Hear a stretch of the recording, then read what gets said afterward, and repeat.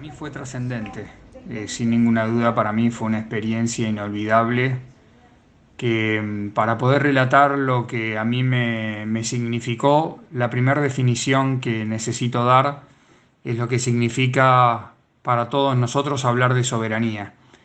Hablar de soberanía para el pueblo argentino tiene que significar hablar del respeto por nosotros mismos.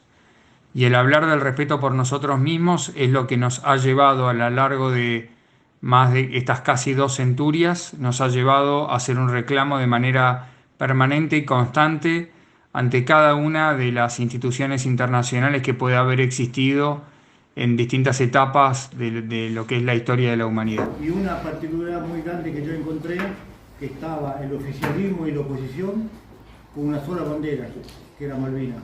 Y este mensaje le llegó al mundo, al país. Y el apoyo de las Américas con el CELAC y los países caribeños.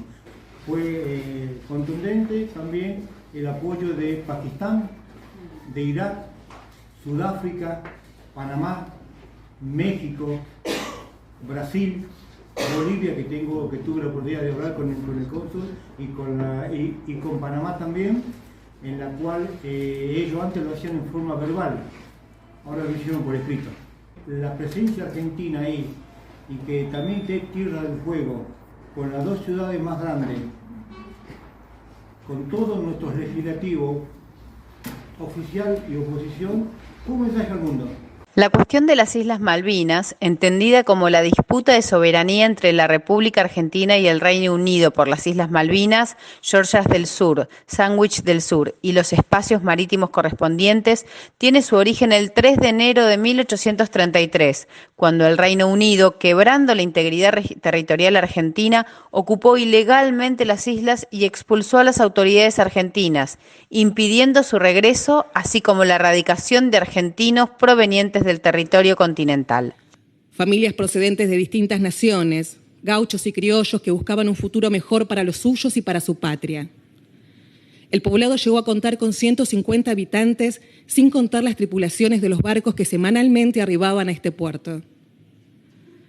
El Reino Unido viene sosteniendo sistemáticamente que en Malvinas no había una población, que Malvinas era tierra yerma.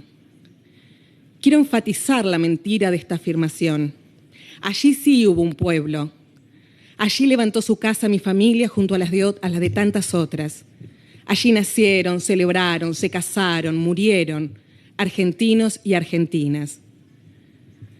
Dejo aquí estos documentos como prueba de esta historia. Son los diarios personales que llevaron mi familia, María Sáez y Emilio Bernet, en su vida en las islas. La cuestión Malvinas ha sido calificada por las Naciones Unidas como un caso de descolonización colonial especial y particular, donde subyace una disputa de soberanía y, por ende, a diferencia de los casos coloniales tradicionales, no resulta aplicable el principio de libre determinación de los pueblos. El 16 de diciembre de 1965, la Asamblea General de las Naciones Unidas adoptó la Resolución 2065, a través de la cual reconoció la existencia de una disputa de soberanía entre la Argentina y el Reino Unido e invitó a ambos países a entablar negociaciones para encontrar una solución pacífica y definitiva. El Reino Unido guía su conducta en relación con el Atlántico Sur como si la controversia de soberanía ya no existiera. Continúa avanzando en actos unilaterales y desoyendo la resolución 31/49 de la Asamblea General que insta a las partes a abstenerse de llevar adelante acciones unilaterales en el área en disputa hasta que se encuentre una solución definitiva a la controversia.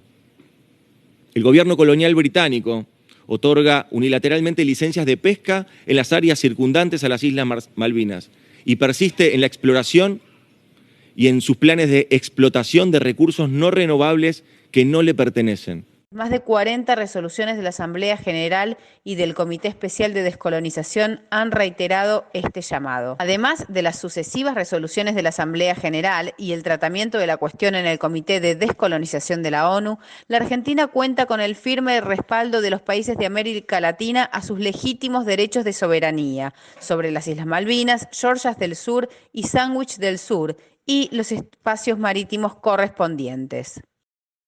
El llamado a la reanudación de las negociaciones también es compartido por la Organización de Estados Americanos, el G77 más China y otros foros multilaterales y regionales.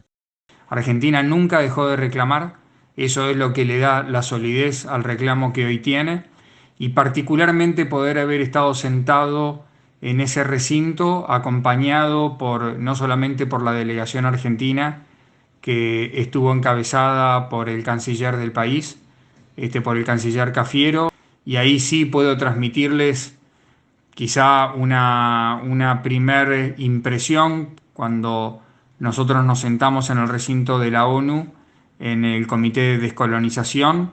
Por ejemplo, entre una de las cosas a tener en cuenta, que el gobierno británico no se sienta. Ellos mandan a los kelpers que viven en nuestro territorio, que son las que de alguna manera argumentan que no corresponde que se le preste atención al reclamo argentino. A mí me impactó mucho lo que tuvo que ver con las argumentaciones utilizadas por Clara Bernet, porque Clara Bernet, que es descendiente de quien fue el primer gobernador de nuestras Islas Malvinas, hace un relato realmente muy interesante. Ella cuenta cómo otro miembro de su familia nace en Malvinas, hija del gobernador y de su mujer. A esa persona le ponen el nombre Malvina, obviamente en función del momento que para ellos significaba estar ocupando nuestro territorio argentino.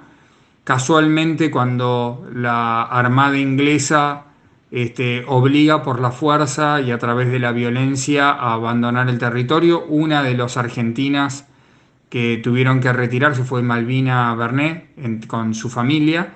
Y también otro momento muy interesante me pareció cuando Clara, una vez terminada ya la reunión, se acercó a la delegación kelper y les ofreció unos libros relatando un poco la experiencia y la vivencia de una familia argentina malvinera. Ella debió haber sido la quinta generación de malvinenses argentinos, si nosotros no hubiéramos sido sacados de manera violenta de nuestro territorio, y en la intención un poco de poder dar o transmitir lo que significa para nosotros el hecho de estar reclamando hace 189 años lo que nos corresponde.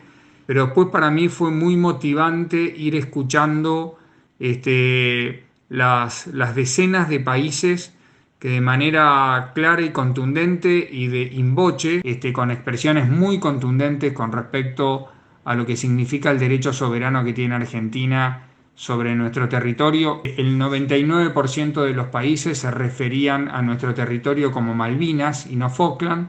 Solamente hubo un caso de un país, Sierra Leona, que claramente tuvo un discurso en favor del Imperio Británico, pero en líneas generales más del 80% de los países se referían a Malvinas y en algunas raras excepciones se referían a Malvinas o Falkland. Lo de mayor peso tuvo que ver con la resolución que sacó el Comité de Descolonización, una vez más instando al gobierno británico a que se siente en una mesa de negociación con la República Argentina, porque la ONU entiende que el caso de Argentina es un caso que corresponde se abra la instancia de negociación, y así se le viene pidiendo a Inglaterra desde hace décadas, desde que está el propio Comité de Descolonización, prácticamente década del 60. Como información fáctica para tener en cuenta, en noviembre del 82 el Comité de Descolonización se reunió habiendo terminado la guerra,